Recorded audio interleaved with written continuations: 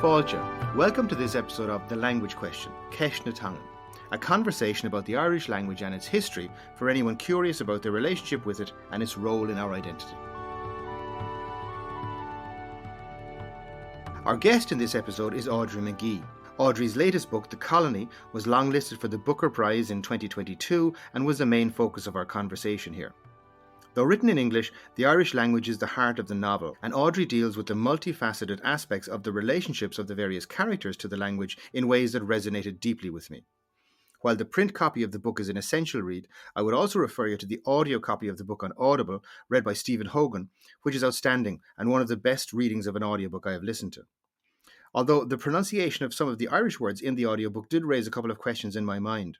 The Dún Cuayachán dialect of Northwest Mayo is the dialect of Irish chosen for the book, and it's one that I am entirely unfamiliar with. If you are familiar with the Irish spoken in that part of the world and have listened to the audiobook, I'd love to hear from you as to what you thought. Incidentally, Audrey refers to the history of the Irish language by Aidan Doyle in the acknowledgements to the novel. Aidan was a guest in the podcast back in episode 1, and you might find that interesting as a follow-up listen if you haven't heard it already. As always, I would really appreciate your feedback and would be eternally grateful if you would follow, rate and review the show. Please also be sure to sign up at thelanguagequestion.com/resources to get your complimentary valuable learning resources and to ensure that you stay up to date with upcoming episodes, guests and to receive exclusive content. Anyhow, here goes with this episode. I hope you enjoy it. Go muine tú soltas.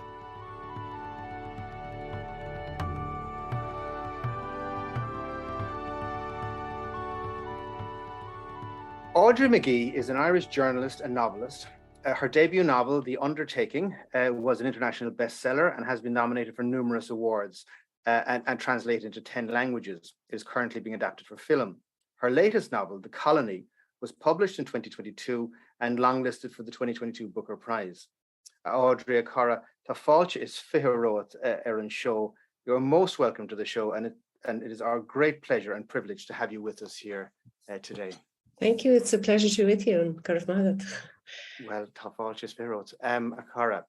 Audrey, if I could start maybe just, first of all, it's your wonderful book, The Colony, that our podcast here is the language question. We're deeply interested in Irish and so many aspects of it as a language. But could I maybe just start with, and your book, of course, delves very deeply into that, and that's what I want to come to as we go along. But before we start, could I ask you maybe just to talk about the title to the book, because obviously we have the colony, and we have the whole question of colonization and that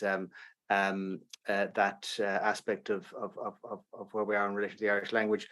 We have then, of course, the book is about there's an artist and the whole artist's relationship with on the island and the artist colony, and we have quite a lot of rabbits in the book, and even a puffin colony there. So would you mind starting there for us?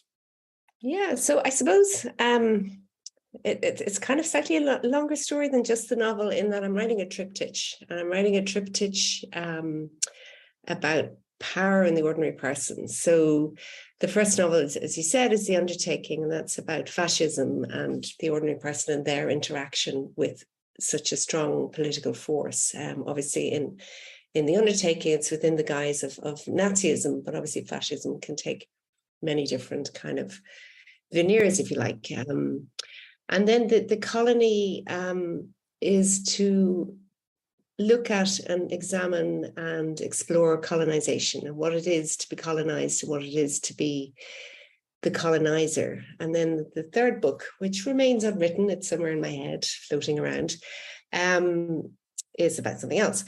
But I suppose I'm drawing to a huge degree on Camus for this, because how do you title a book that allows exploration? And, he has L'étranger, he has La Peste, so the stranger, the plague. So I was very drawn to this concept of just the definitive article in a noun, to just kind of put it up there that this is an exploration, we're going on a trip. Come with me on the trip. So to some degree, the naming The Undertaking was a little bit more complicated in that I was trying to get that that sense of, well, actually it probably came from German. It probably came from German into English, because die Unternehmung und das Unternehmen, which is kind of, it's a pledge, it's a promise, but it's also a military campaign. So I kind of started to translate that back into English, and promise wasn't obviously going to work.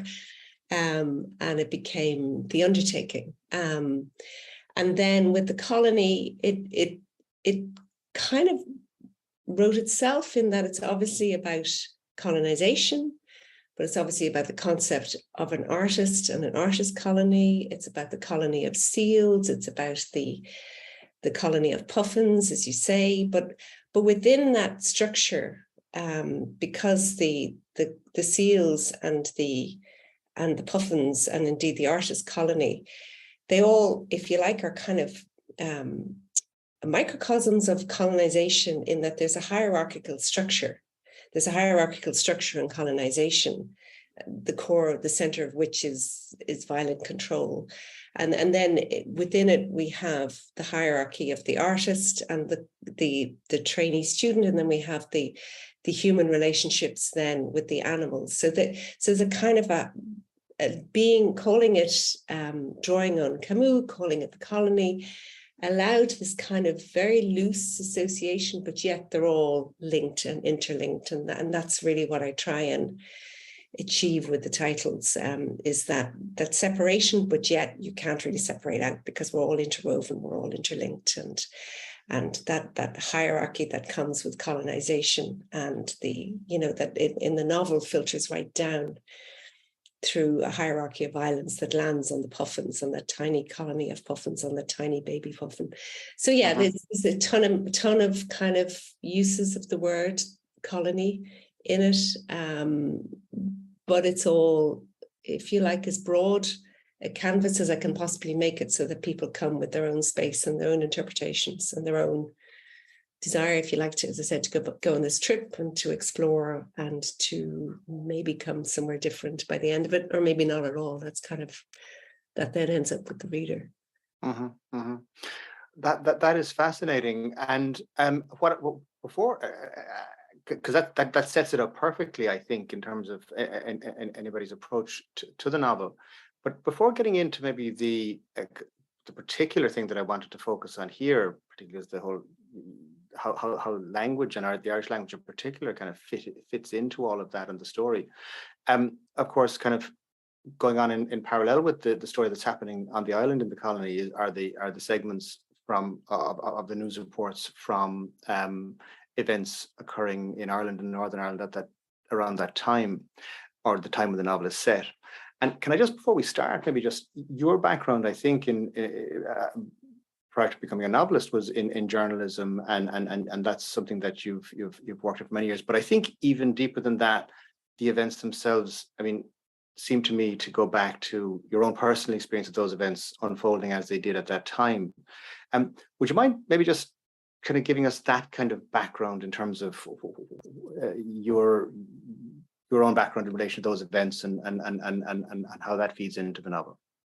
Yeah, so I mean, I grew up as we did with this backdrop of violence, and that violence was the thing I first absolutely wanted to explore. There were two strands to it. Was colonization in a kind of a literary sense, colonization and colonial literature and post-colonial literature, because in Ireland we seemed a little different, to me, to say, in how we write, to how what was coming out of Africa, what was coming out of India, because we don't really see ourselves, obviously we see ourselves as colonized, but we don't really see ourselves as colonized. If you know what I mean, we don't see ourselves in the way that Indian writers see themselves as colonized, where they explore language and political systems and the legacy of all that. And obviously we do, but obviously we don't. So, and I think it's more complicated here because it's so close, and, is it even over when you consider Northern Ireland? So that there was that strand, but then there was the strand, as you say, of the violence. So I wanted to understand what was the impact of that violence on us growing up. So yeah, I was 13 when the bomb exploded in Sligo that killed Mountbatten and the two young boys, and later the lady dowager, the older woman on the boat. So it was an extraordinary day for obvious reasons. It was Warren Point, and it was Mullaghmore.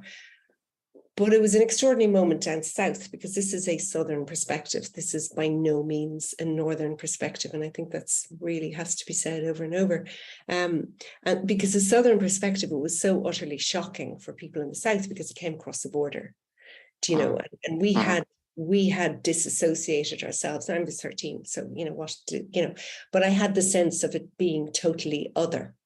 And then on this day, it became not other, it crossed the border. Now, there had been incidents that had crossed the border obviously before, and would cross the border again. But this was an incredible level of violence, done in the name of Ireland, done in the name of the Irish flag, done in the name of the Irish language, done in the name of me, done in the name of whoever. And it was like, oh, okay, did I want that? And it was I know I was only 13, but I mean, I remember it as a fundamentally existential moment about Irishness, you know, and about what it meant to be Irish. And did you, as an Irish person, was this okay to have two young boys blown up in a boat? You know, was that all right? Was that they were the same age as I was? Was that all right? Was that acceptable? Was that justifiable? As I said, I was only 13, but that is actually what happened. And that was in June of that summer. That was that was August of that summer. But in June of that summer, I had gone to France. I kind of had, I think I had a bit of a moment, because I had been in the Girl Guides in where I grew up, and I had wanted to join the Scouts, but I was a girl and I wasn't allowed to join the Scouts, so I had to join the Girl Guides. So I spent, and the Scouts were going off, they were going on big camping trips and jamborees and all this kind of stuff, and I wanted to do that, but I wasn't allowed to join the Scouts. So I joined the Girl Guides, and I spent a year sewing badges and doing this and doing that to get to the summer when I would go on a big adventure. And I live in Enniskerry, and I don't know if any of you know Enniskerry, but the big kind of tourist attraction in Enniskerry is a trip up to Pariscourt. And I was all ready for, you know, my big adventure, and the big adventure was the trip up to Pariscourt. I'm like, no, I'm not doing this. So then I managed somehow to get onto a boat that was going to France, and it took off at 13, and I ended up in France, staying with a French family. And I spent 3 weeks there, learning French. They had no English and I had no French, so it was just full immersion. And I loved it. I loved it because we hung out on the beach. And the parents I stayed with worked in a kitchen in a summer centre. So in the mornings we worked in the kitchen, and then the afternoons we hung out at the beach, and hanging out with both boys who were hanging out with boats. And that was June. And then, you know, August, you're looking at what happens when you hang out in a boat in Ireland. We're all the same age, we're all the same. And so it was just pivotal for me that, you know, if you're hanging out in a boat in France, you'd be okay. But if you're hanging out in a boat in Ireland, you potentially weren't. And obviously it's reductive, and obviously it's distilling,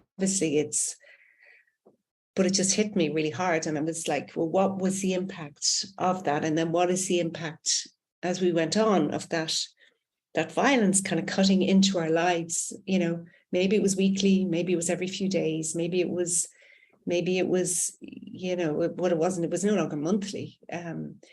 But, you know, and maybe you could shut your ears to it and your eyes to it. But I suppose I didn't, and I became involved in journalism, and I started to meet it probably full frontal, covering the war in Bosnia, and then covering the things that were still going on in Northern Ireland, culminating for me in the Oma bomb. So, yeah, so, you know, I suppose you can go on as a journalist. You can kind of say, well, that's just the way it is. But I suppose I didn't want to. I needed to explore this further, and I was never going to be able to do that in journalism, to go further, to start reading Nietzsche, to start reading Heidegger. I needed to go further. I needed to spend more time with this. And this, again, back to what I was saying originally about this kind of triptych of the ordinary person and created political systems and control and mechanisms of control that fundamentally stem from violence. And violence is always, even if it's not in the foreground, you don't quite see it, it's always in the hinterland, ready to be used when necessary. So, I mean, fundamentally, I do draw a lot on Hannah Arendt. We need to talk about violence, and we need to talk about the impact of violence on us. And I know for some people that's a difficult space. They don't want to talk about violence. Maybe I'm very fortunate in that I have a space in my life, I have that allows me to do this. I have good support because it's not easy. It's not easy to delve into violence and to delve into to that kind of a zone. But I do, because I think it's important. And a novel is a great way to explore this, and a novel is a great way to kind of look back. It is over 20 years now since the Good Friday Agreement. And it's quite interesting. We're reaching a point where, yes, we're looking at language, but we're also looking at violence. There are a lot of really good books being written up north about the impact. So it's kind of, we need that space now to look, to examine, to scrutinize. And I come back to that word explore, but it is explore. It is an exploration, because can't go on without fully understanding what you went through. And I think, we kind of owe it to our kids, because one of the things that really hit me when I went to Germany as an 18-year-old was the silence, and then, because there was so much silence over what happened in the war, there was then resentment. And it was quite interesting that when I had kids of my own, I found that I was starting to engage in silence a little bit on the north, and that's not my style.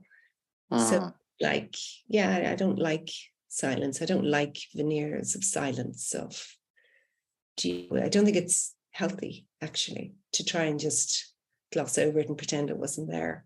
So it makes the book, to some degree, a very hard space, and to another degree, because it's a very strong narrative, not a very hard space. But it's interesting to watch people read, if that's not a ridiculous concept, that they do, some people are really struggling with the violence. That is our heritage, that is how we grew up. It's extraordinary when you describe it like that, because even, and as you do, and put it in context for us earlier, even in discussing the title, I mean, the violence in so many different aspects. I mean, the violence of colonization that's there historically, and that goes very deep. I mean, I think you go back to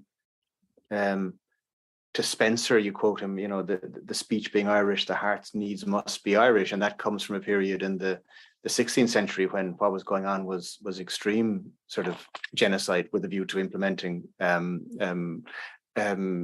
colonization at that stage. And then you roll it forward and you have the violence that's occurring, it's rhythmic almost, the violence coming through the pages in the episodes that you drop into the book from the north. And as well, I was struck again, like you, from the south, and I don't remember Mullaghmore as vividly. I was a bit younger at the time, but even just reading your book, that the scene in Tramore in County Waterford, when there's a bank robbery and the little boy is beside his dad, I mean, that was just extremely visceral, just reading that. But then also the violence that you mentioned about the involving the animals. And it's something that is quite graphically portrayed within the book, and just another dimension in terms of our humanity and our expression of violence and control over other entities. It's fascinating. I hadn't really kind of brought it together in that way until you described it like that. But could I move then just and to come back to this again, because there is another aspect of this that I would like to explore, but just before doing that, could I move just to the language piece, if you like, in relation to the book, because it is so central to the book and it's so all kind of encompassing in relation to it. Would you mind, before we kind of discuss language, the Irish language in the book and how it is treated there, would you mind just taking your own background in the language and I suppose how you feel about that, how you felt about that growing up, and why you came to the language in writing the book? So yeah, it's a kind of, I mean, my relationship with Ireland is, if you like, bog standard for somebody growing up on the east coast of Ireland. It was, I went to school, I learned Irish in school. Nothing, I went to the Copt once, down to Connemara, had a great time, 3 weeks, loved it, but that was it. But yet I was very kind of always learning other languages. I ended up studying French and German in UCD, and then I lived in Germany, and I traveled the world, and I seemed to be able to pick up a language in minutes. I seemed to I'd go to Romania, and suddenly, like within 3 days, I was able to speak Romanian because I had done Latin at school, and I had enough Italian just from being in Italy to and then start speaking Romanian. So I had this kind of natural capacity for language. And when I lived in Germany, I was on the Belgian-Dutch border, and you'd go there and you'd speak a bit of Dutch, and you'd go there and you'd speak some Flemish or whatever. And yet I come home and I'm speaking English. And not only am I speaking English, but there's no chance actually of my speaking Irish. And, and when I was in school, I had this very kind of secret closet relationship with Peg, in that I just adored this book. But I was never, ever going to say I love this book, because you were dead, you were history, you were dead meat, you would just be absolutely ridiculous. Not cool. Yeah, so not cool. So it was like this secret love that I had with Peg, and everything that happened on the island. And I was always just drawn to that, the visceral nature and the elemental life of the obviously the life in the island, but the language. But yet it wasn't my language, which it was so not my language, as I said, very, very East Coast, no. And then my mother had gone to school through Irish, secondary school through Irish, but then went to college through English and was very traumatized by the experience, because she had learned all her maths through Irish and then went to UCD studying science. This was in the 1950s, and was just utterly traumatized by not having a clue what was going on. And she was a very bright student and ended up, failing exams purely for linguistic reasons, not for, because she didn't have. So it was not a thing that was, maybe that, so it didn't feature in my life, but yet, I was a linguist. I was naturally a linguist.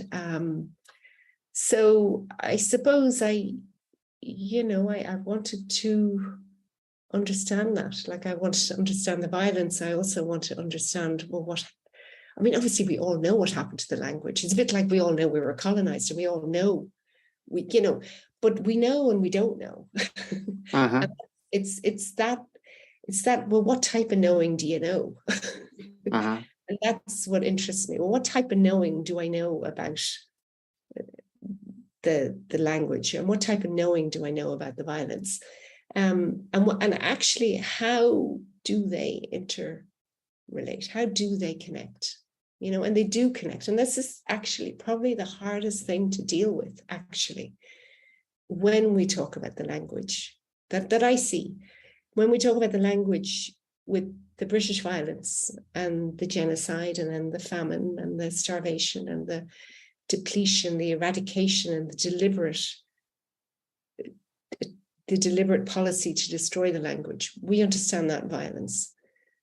But do we understand, and are we willing to consider the impact of the violence, the impact of the Mountbatten, the impact of the man in the bank in Waterford? Are we willing to understand the impact of that violence on the language?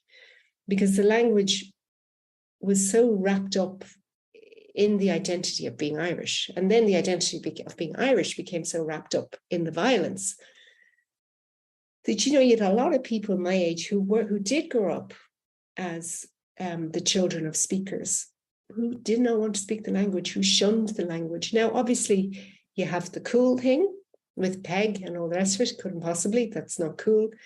But I wonder if you don't have something deeper. And I wonder, and that's a really hard question. And I don't have the answer because I'm not an Irish speaker.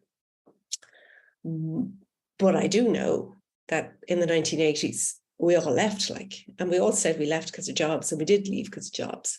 But what else were we leaving from? What else was hard here? The church was hard, but the violence was hard. The identity of Irishness was hard. And I just, the generation growing up now has none of these burdens, and the Irish language, the flag, they have none of these burdens, and they have none of these, I feel like there's none of the duality, let's call it duality, of identity now. It's beautiful to see. And we can't just forget the stuff that I'm talking about because it's in the past. But actually, it's important. It's important to understand what happens to a language. What happens to a language in the face of violence, and violence that's policy, as happened with the British rule, when there's structural systems in place to annihilate a language. It's a very hard thing for a parent to say, when you go learn that language, because, and it was an interesting, when I was writing the novel, I took a trip. It was a hugely important trip, but I went to Sri Lanka because Sri Lanka was coming out of civil war, it had come out of civil war, and was entering this new space of a new independent state.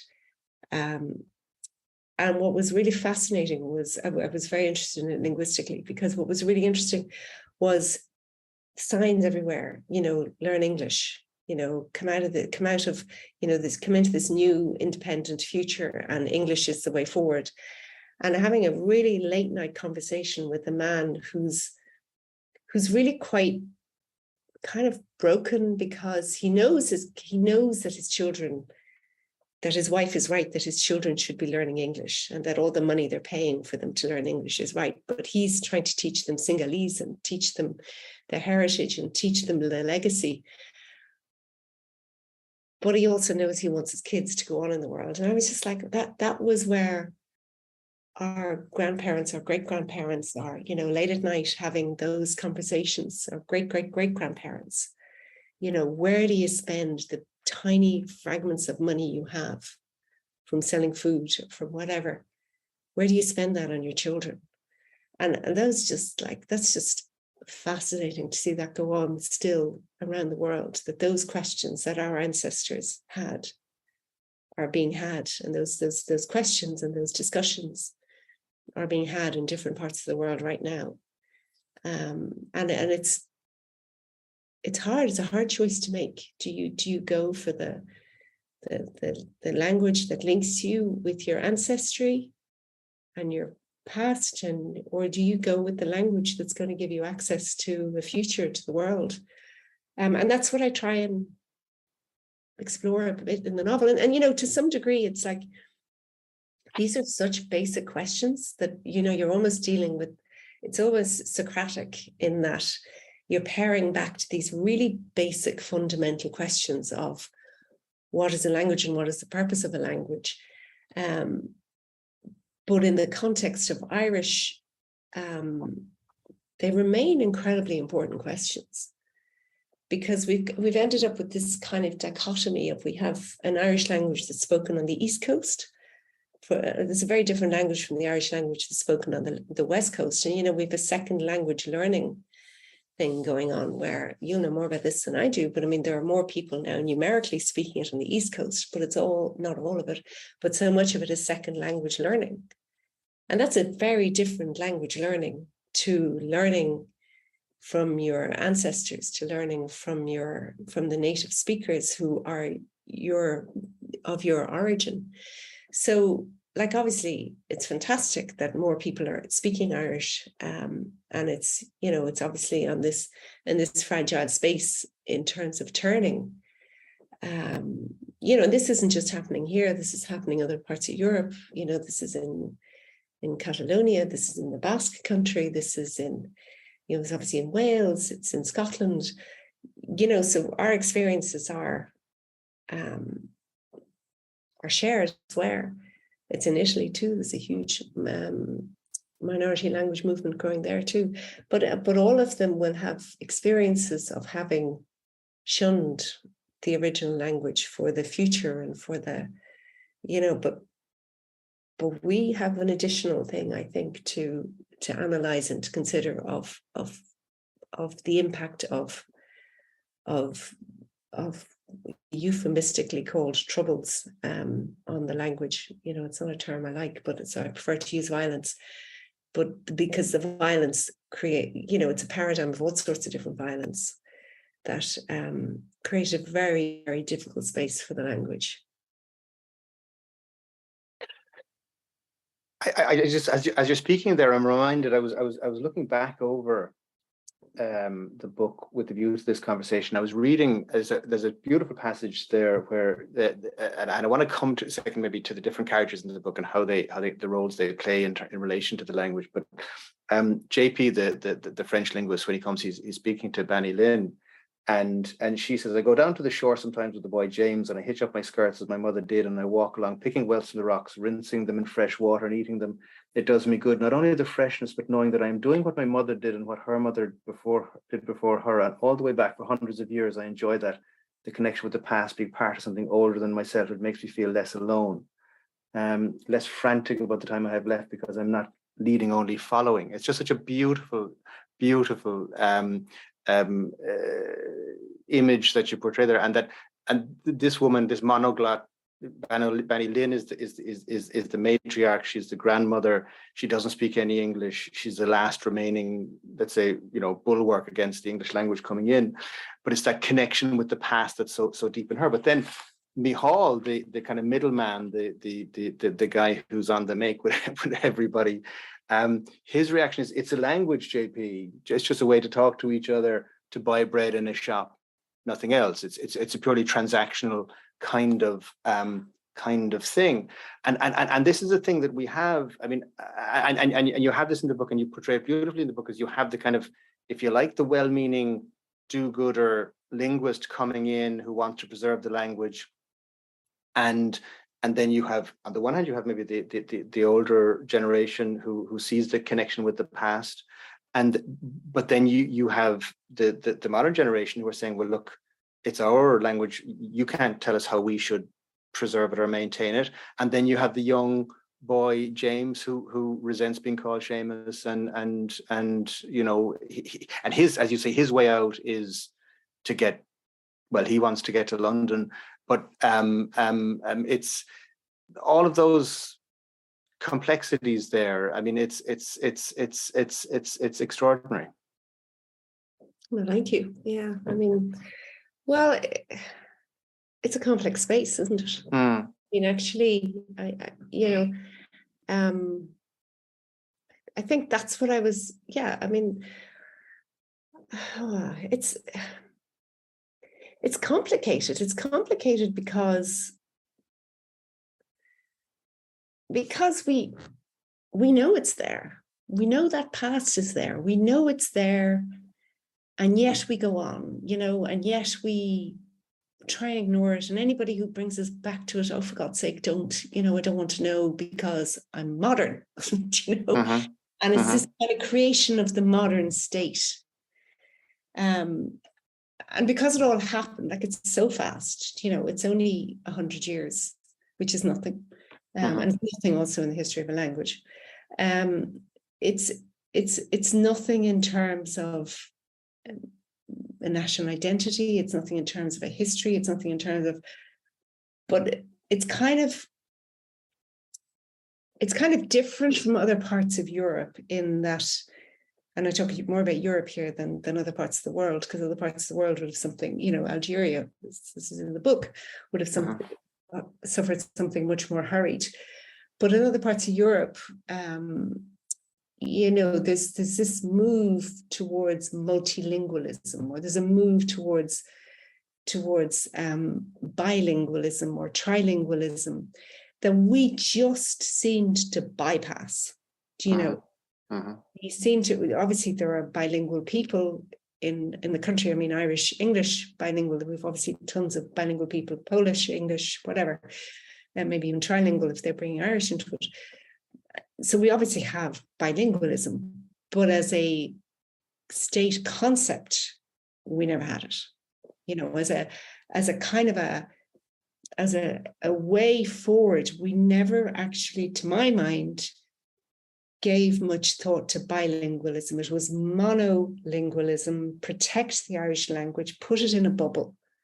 And whatever you do, don't let anybody down there talk English, speak English. And was that actually the most egregious error? That instead of accepting bilingualism, we created this kind of two kind of monoglot societies, and you're in one preserving it, pickling it, protecting it, and anybody who leaves it is betraying it, or you're not good enough. You're not good enough to be an Irish speaker, so don't even try. And so were we actually intolerant of the concept of bilingualism, which is just utterly common across Europe? And, I could go, and as I said to you earlier, I would speak Dutch. I wouldn't speak very good Dutch, but everybody just accepted that, oh, she's the one who speaks a bit of Dutch, but like, yeah, okay. Did we end up being kind of more like Paris, where if you don't speak really good French, we're not going to talk to you? Whereas you go to other parts of France, so there's much more tolerance for you making mistakes or whatever. But in France, they have better English, whatever. So yeah, I mean, I don't know the answer, but it's a question I would put that, we came out of all of this, and I would say traumatized, but the response was to put the Irish language on an altar, holding the flag. And it became the other flag was kind of GAA, and these were the indications of Irishness. And actually, did we create something that this kind of this holy grail that most people just couldn't reach? So did we make that too hard? And in fact, a little bit more tolerance would maybe have saved, I don't know. I mean, I'm not an Irish speaker, so I'm only looking back at kind of why I'm not, because I can speak French, I can speak German. I think my Dutch is gone, but I never got beyond leaving cert Irish, kind of slightly, does it matter? Yeah, actually it does. It does matter. I would say it does matter. I think it's important to kind of...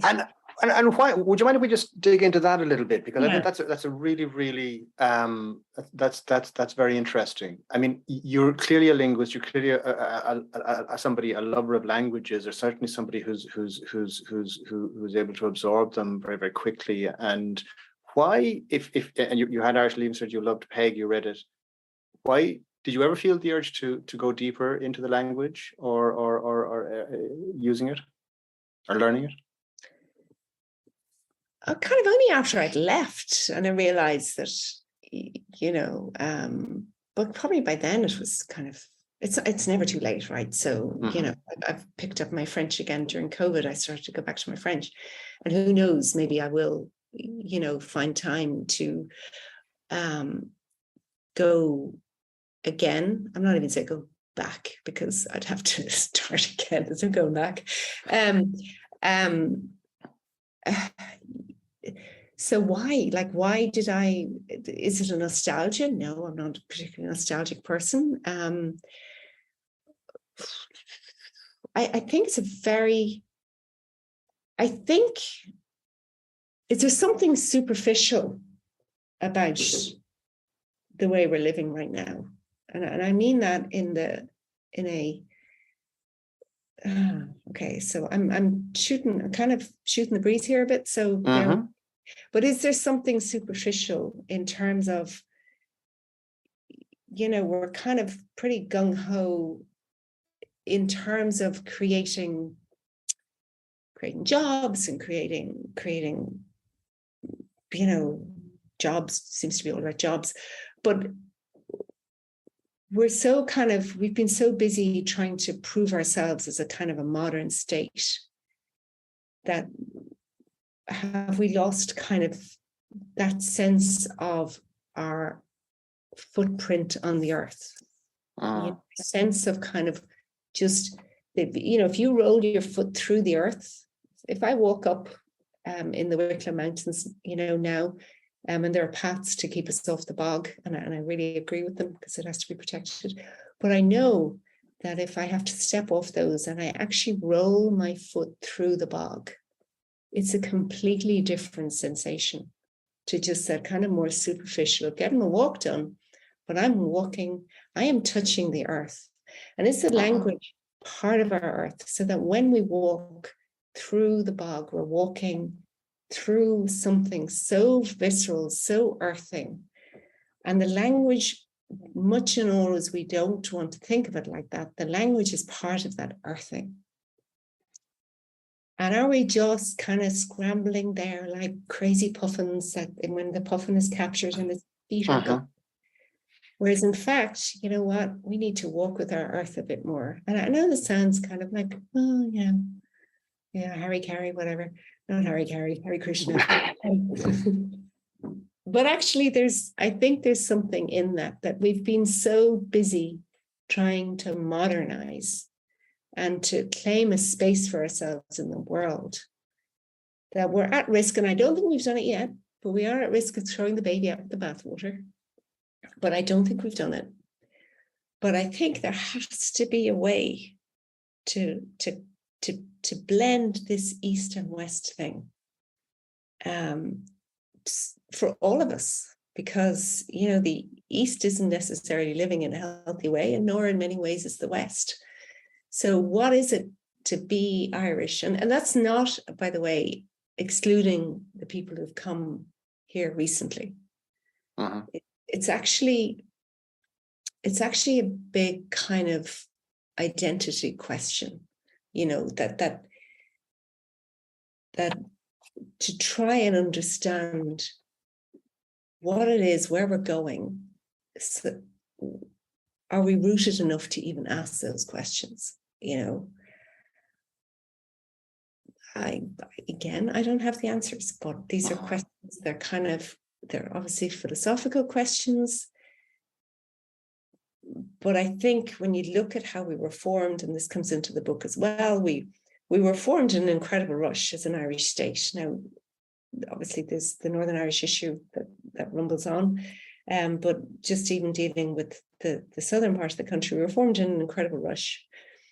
And as happens in when you see it, it's being replicated now in Africa, where the colonizing country withdraws and there's a vacuum, and it's an incredibly terrifying space for these authorities that have just been handed a country to run hospitals, schools, and what we did was what's happening in parts of Africa now is China is being brought in, or so sometimes Russian support has been brought in to fill these vacuums. And we brought in the Catholic Church to fill the vacuum, running schools and running. So in fact, we kind of recolonized ourselves. And we don't like to think of it that way either. But we deliberately took on a new structure that had huge implications for Irish society, but incredible implications for Irish women. So we're kind of unpicking that. But actually, I think we need to unpick even further back, and we need to go back to say, well, when we were founded, what happened? do you know? And when we were founded, we actually continued with that, maybe I would put forward, we continued with the English approach to the Irish language. And we said, you know, we continued the rush to English. And as I said earlier, we kind of, we created these protected places for the Irish language, but we didn't actually let the Irish language out. As we created an official language, but we didn't really let it out of those protected places into the rest of the country to flow and, I suppose, just engage. And maybe I'm wrong. Maybe that's mythical. Maybe it's romantic. Maybe it's many things.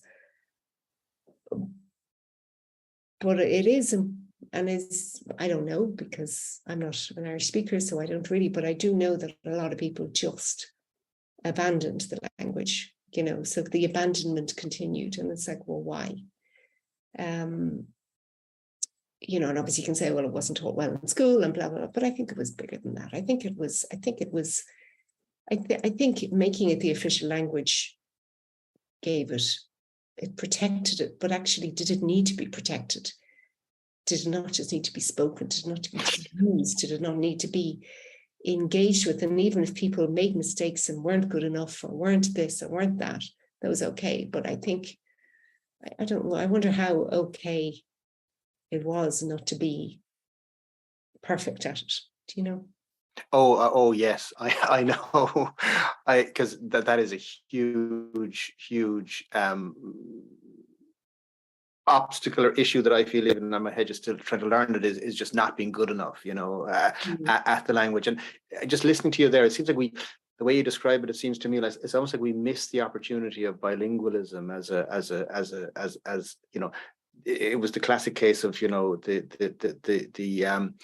perfect or the great being the enemy of good. And I was just reflecting, we're recording this in 2022, 100 years from independence, but I was born in 1972, 50 years from independence, around, and a lot of the events in the book are set shortly after that. As I say, I would have been about 7, I think, when the Mountbatten thing is, so I have no memory of it at all.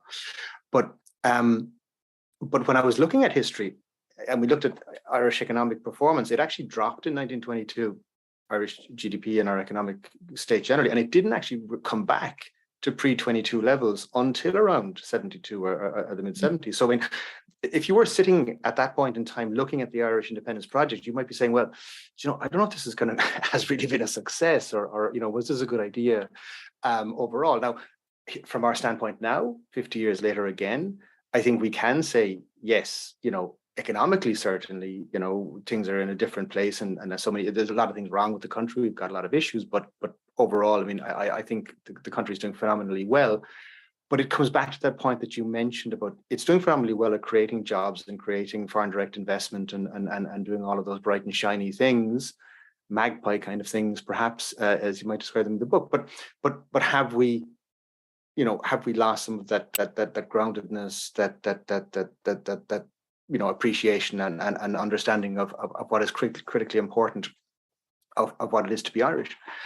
And could I just then maybe ask you to delve in then to the question of identity and Irishness and the Irish language, and how all of those things kind of come together in your mind? And I want to just maybe just because one thing that struck me when I was thinking about this, well, I know you mentioned Aidan Doyle as somebody who his book is credited at the back of the Colony, and we had Aidan Doyle on the show recently, and we were talking about this. And one of the things we talked about in terms of the 19th century, when he was talking about identity, and we were saying that, well, actually, the language was not such a huge thing in terms of identity at that stage. It was actually religion was the key element in relation to identity, you know.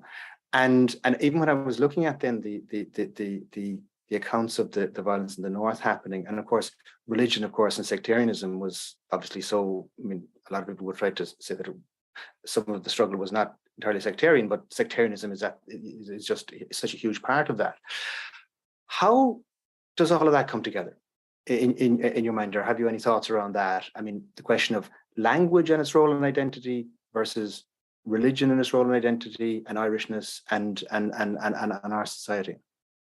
Well, I mean, they're all interwoven, aren't they? I mean, it's God, what is identity? You know, I mean, you know, what is there are identities at so many different levels. There's individual identity, community identity, societal identity, European identity, international identity, global identity, you know, probably intergalactic identity.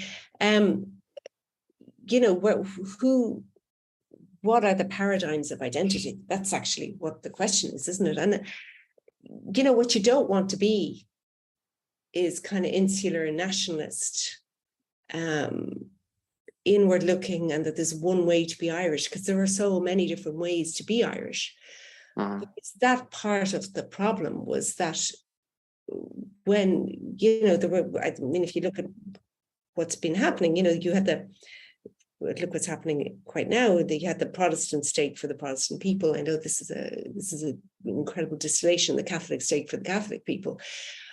But given that it was founded in that way, in that rather crude way, because, you know, that is a crude interpretation and analysis of it, but that's kind of how it then evolved, that everything that was linked to Catholicism was good, and everything that wasn't was bad, and language became linked to Catholicism, and, you know, so that became embedded too with being a good Catholic. So that's what I was saying earlier, that we've unpicked now a lot of the Catholicism oppression that came with that, I think. So actually, are we now creating a space to go back even a little bit further to say, well, what is that first identity? What is that identity of Irishness? And, you know, it can't be exclusive. Like, it can't be, oh, because you don't speak Irish. That doesn't work either. Like, it can't be defined by language either. And I think that's where, like, it's a very complicated space, identity, because as soon as you create one, then you create a whole kind of, as soon as you kind of create a sense of a single identity, well, then you're excluding people. So that doesn't work either. So it has to be, in its essence, a fluid state, but that fluidity has to be tolerant. And I think we have moved an awfully long way from the intolerance of the founding state, from the intolerance of the 1950s, from the intolerance, and intolerance in large part because of fear, you know, of not quite knowing, you know, what was ahead, or whether it was, as you said, whether it was even going to work. But we are in an awfully, such an amazing place now, and an amazingly more confident place, that in fact we do have the capacity and the bandwidth now to start thinking about language, not as an identifier, but as a visceral, historical thing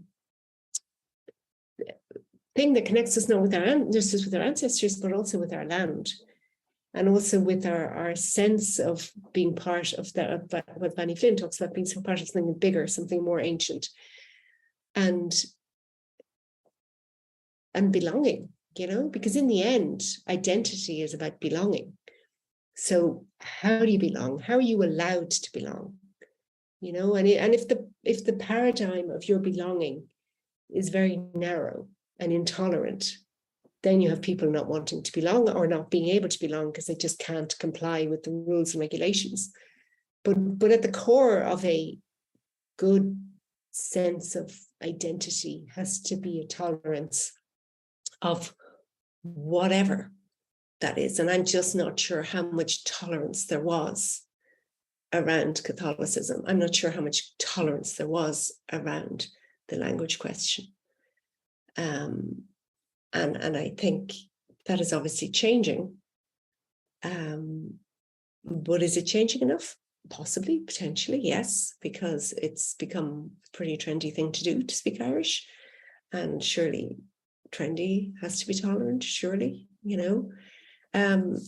So, yeah, I mean, it's a big question. It's a big question when you blend identity with language and religion. That is such a potent, potentially explosive space to try and contain. And in fact, maybe that's the thing. Maybe you don't try and contain it. Maybe you accommodate it.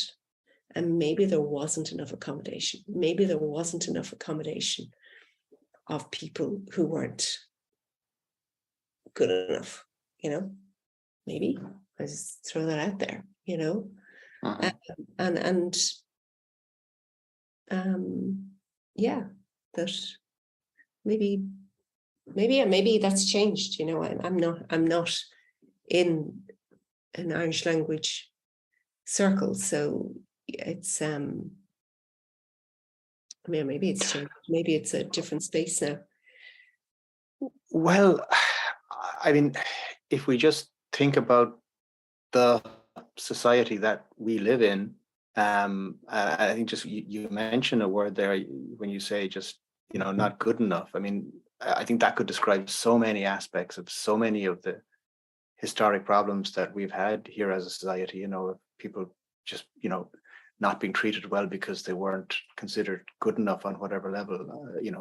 I think that's a very, very deep. And who is determining? Who's doing the determining of good enough? I wonder, Audrey, and I should have asked you earlier, but I meant, would you be willing to read a little piece from the colony for us?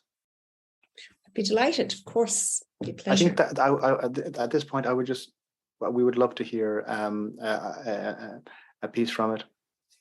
Okay, I'm going to read. I'm going to read about Mairead. Mairead is she's one of the island women, and she's here late at night in the scene. He left. She washed the plates and cutlery and stoked the fire. She sat down and lifted the charcoal grey knitting from the basket at the side of the chair. The start of a jumper for James, dark to hide the dirt. She stretched the knitting across her lap and counted. 8 rows done, 2 to go, 1 row plain, 1 row purl. Ready in time for school, James, if you ever go back to those priests and their ways. She started to knit, sliding one needle over the other and looping the wool. They're quietening of you, James. They're stilling of you, and your nails chewed to the quick. She finished the cuff at the base of the jumper and added 6 extra stitches to each side. She knitted on, rows of plain and purl to build the foundations of the pattern to come. Her own pattern, her design, as she knitted it for Liam, now for James, who tells me nothing, insists only that I shouldn't worry, that they don't like me because I'm an island boy. But don't worry, ma'am, because I don't like them either. She counted the stitches, 134. As it was in the beginning, is now, and ever shall be. The knitter's prayer. She continued, 3 more rows, plain, purl, plain. She stretched the knitting across her thighs, counted the stitches 1 more time, and started on her pattern. Blackberry stitch, cable, moss, diamond up the middle and out the other side in reverse. Moss, cable, blackberry. She knitted the first blackberry, building 3 stitches from 1, gathering them, wrapping them in purl and pushing through. The birth of a berry to texture the jumper. She smiled and stroked the woolen knot. A thickening of the wool to keep James warm, as it warmed me, knitted by my mother. Though not my grandmother, who still calls this the English knitting, the English scheme, their guilt for the famine, for the land theft. They take our land, she says, starve us, and then to alleviate the poverty, to assuage their guilt, they set us up with knitting. Make jumpers this way and sell them, they said. Earn your living that way, they said. Earn your rent that way, they said. Though we liked earning our living the other way, from the land that was our land, the sea that was our sea. But they told us to knit. So now we knit. Well, I'm not knitting, says Banny Flynn. Not that knitting, they're knitting. They're Scottish, English, Irish knitting. I'll do my own knitting. Knit as my mother did, as my grandmother knitted. Mairead laughed at Banny Flynn sitting up there still by the fire with her pipe, her tea and her knitting. Defiant, making socks that nobody wants to wear anymore, socks with patterns more intricate than these jumpers, socks of waves and weaves, twists and turns, socks that sit in a drawer because my father, her daughter's husband, was the last islander to wear them. Dozens of socks in that drawer waiting for him to come back from the sea. Mairead smiled. At least his feet won't be cold when he comes back from the sea and opens that drawer of socks. She knitted on.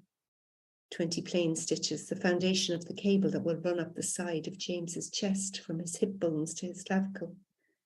Then the moss stitch, plain, pearl, the knitting soothing in the stillness of the sleeping house, the sleeping village. Her metal needles sliding one over the other to build the base of the diamond pattern that would run up the center of the jumper, along James's chest.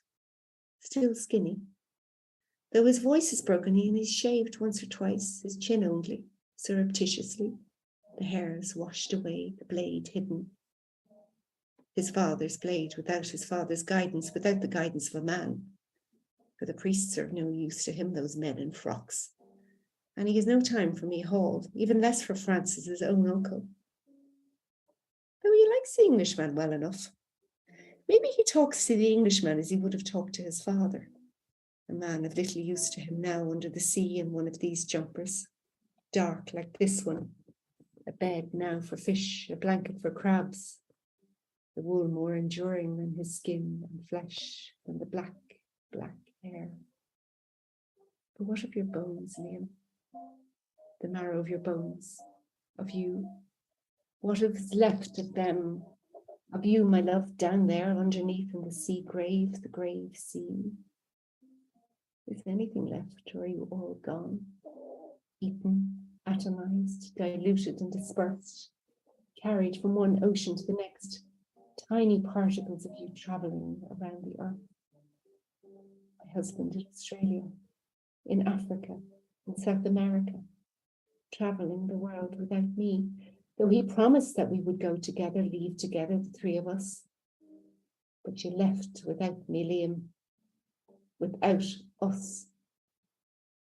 She sipped at her tea and knitted on. Beautiful.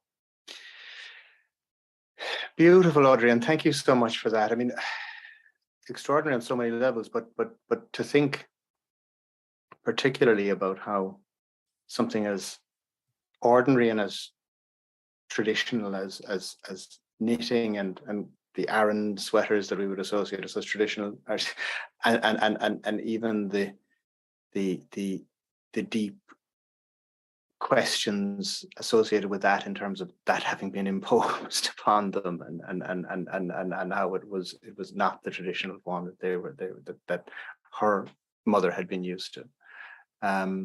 Incredible. Yeah, I mean, look, I mean, that's the power, the impact, of colonization as it was created. I mean, you know, we're an island. There are always levels of there's always been levels of invasion and change and fluidity. But what happened, Henry VIII, Elizabeth, and then what the French took on, the Spanish took on, and transported around the world was very different. You know, it was so systematic, and it was about annihilation. It was about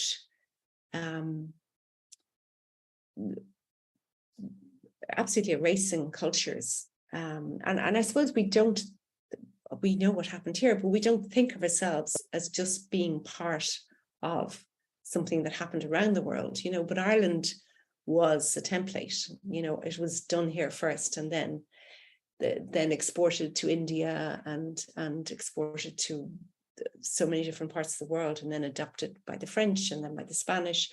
And and in the novel I explored the French experience, the Algerian experience,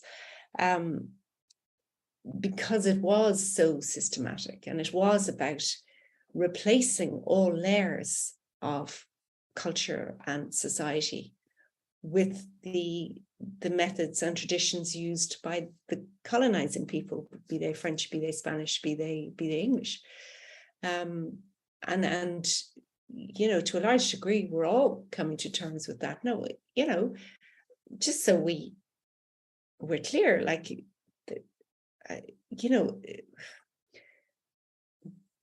we are where we are now, and it's not about re-engaging with those wars. It's not about starting it all over again, or trying to polarize, but it is about standing back from it and saying, well, all right, so that happened, and we know what happened, but what was lost? So, and does it matter that it was lost? So this is the debate goes on in the book about the language. Does it matter? Uh-huh. Does it matter? Uh-huh. Does it matter that particular way of knitting was lost and replaced with this other way of knitting? And these are the questions that are going on in Africa. These are the questions that are going on in India. These are the questions that are going on in Australia. And it's quite interesting because in about 10 days' time, I'm actually going to go on a huge book tour. I'm taking the colony to Asia, and we're going to Bali and other parts of Indonesia. The book and I, we're going on a trip. It has an identity, yeah. It has an identity. So Yeah. we're going together, the colony and I, and then we're going to Kuala Lumpur, then we're going to Singapore, then we're going over to Mumbai.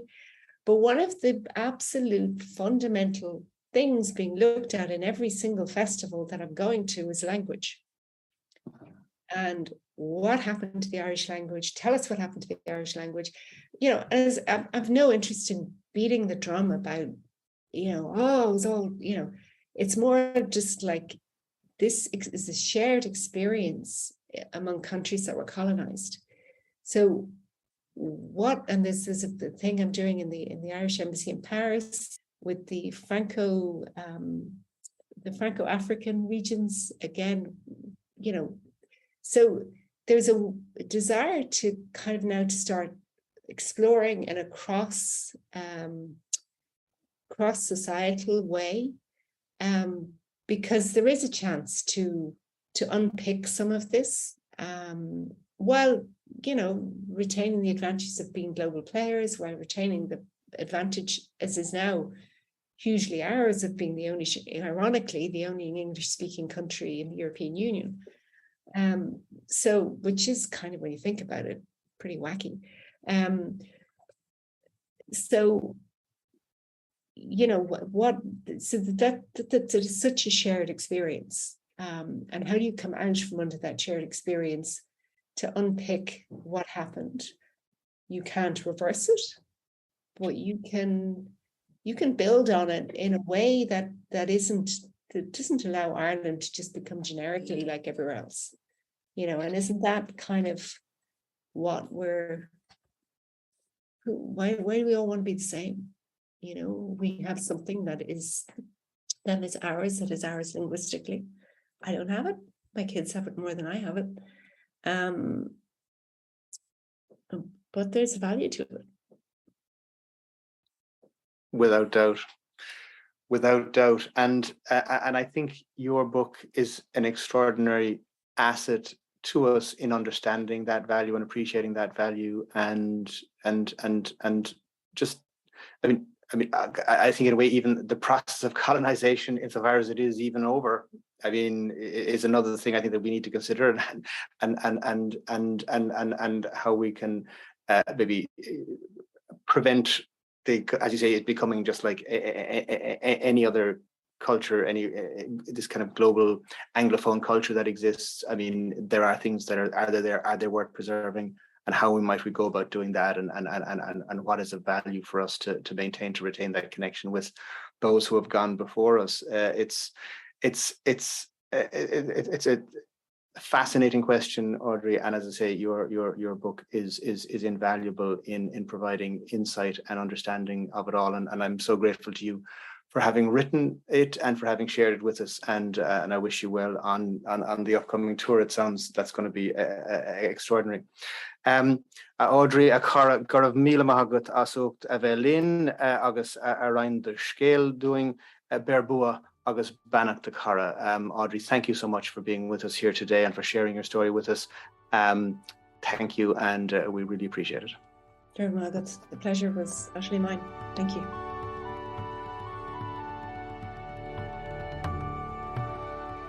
Thanks for listening. Gorab míle maith as a bheith éisteacht. I hope you enjoyed this episode. I would really appreciate your feedback and would be eternally grateful if you would follow, rate and review the show. Please also be sure to sign up at thelanguagequestion.com/resources to get your free valuable learning resources and to stay up to date with upcoming episodes, guests and to receive exclusive content. Slán tamil.